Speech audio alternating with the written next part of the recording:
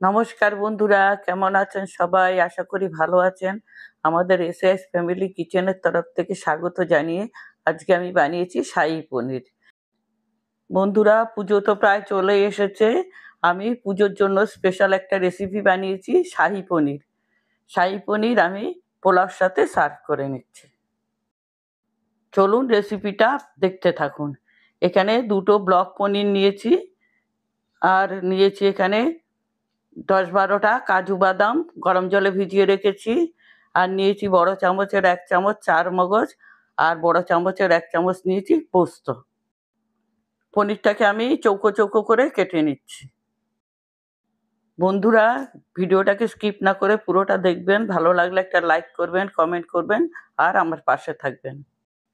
পনিরগুলো সব আমি কেটে নিয়েছি। এবার আমি একটা প্যানের মধ্যে সাদা তেল গরম করে পনিরগুলোকে হালকা করে ভেজে নিচ্ছি।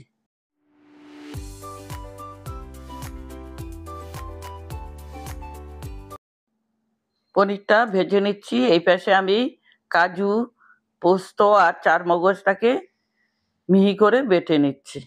আর সঙ্গে দিয়ে দিলাম 6-7টা কাঁচা লঙ্কা। এদিকে আমার পনিরটা হালকা করে ভাজা হয়ে গেছে।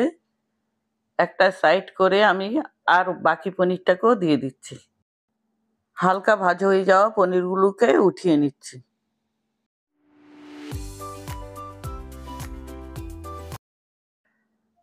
সব পনিরগুলোই আমার ভাজা হয়ে গেছে, সব উঠিয়ে নিচ্ছি।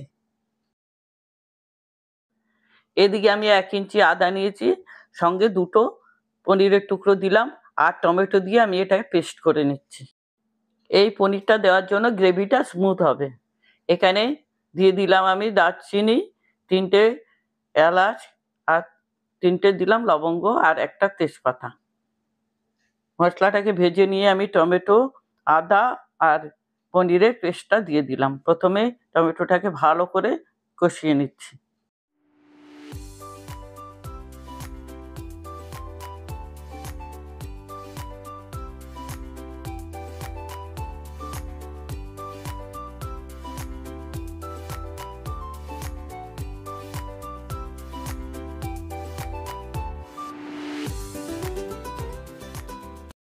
দুই 3 মিনিট ভালো করে কষিয়ে নেওয়ার পর এবার আমি দিয়ে দিচ্ছি কাজু, পোস্ত আর চারমগজ বাটা। এবার আবার ভালো করে কষিয়ে নেব। এদিকে আমি বাটিটা ধুয়ে একটু জল দিয়ে দিচ্ছি। এই রেসিপিটা খুবই সুস্বাদু হয়। আপনারা একবার বানিয়ে দেখবেন। যদি না বানিয়ে থাকেন, নিরামিষ রেসিপি কিন্তু খুবই সুস্বাদু হয়।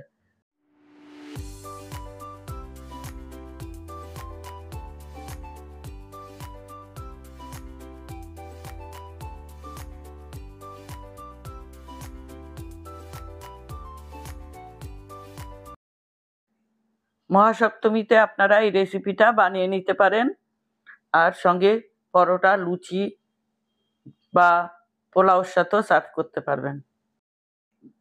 আমার মশলাটা পুরো কষানো হয়ে গেছে। দিয়ে দিচ্ছি 1 চামচ নুন, 1/2 চামচ দিলাম চিনি। একটু মিষ্টি মিষ্টি হলেই ভালো লাগবে। আপনারা মিষ্টি, নুন আপনাদের ইচ্ছা অনুযায়ী দেবেন।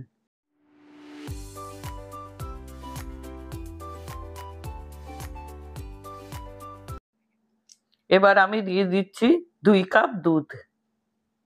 এটা কোনো জল এড করব না, শুধু দুধ দিয়েই এই রান্নাটা হবে।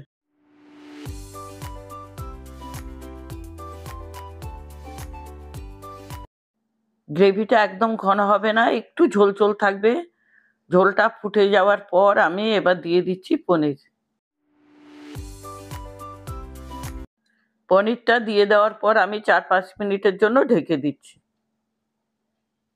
4-5 মিনিট বাদে ঢাকা উঠিয়ে নিলাম।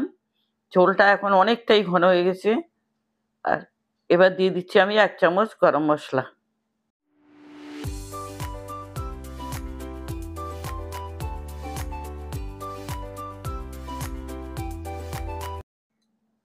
পনিরের তরকারিটা আমার একদম হয়ে গেছে। এবার আমি দিয়ে দিলাম 1 চামচ ঘি। আর দিয়ে দিচ্ছি 1 চামচ কসুরি মেথি, ঘরে তৈরি কসুরি মেথি। কসুরি মেথির গন্ধ যদি আপনাদের ভালো লাগে তাহলে দেবেন, নাহলে স্কিপ করবেন। দেখুন কি সুন্দর কালার এসেছে। আমি কিন্তু কোনো গুঁড়ো লঙ্কা ব্যবহার করিনি। এবার আমি সার্ভ করে নিচ্ছি। আজ তবে এখানে রাখছি, ফিরে আসবো অন্য কোনো নতুন রেসিপি নিয়ে। এতক্ষণ সঙ্গে থাকার জন্য ধন্যবাদ।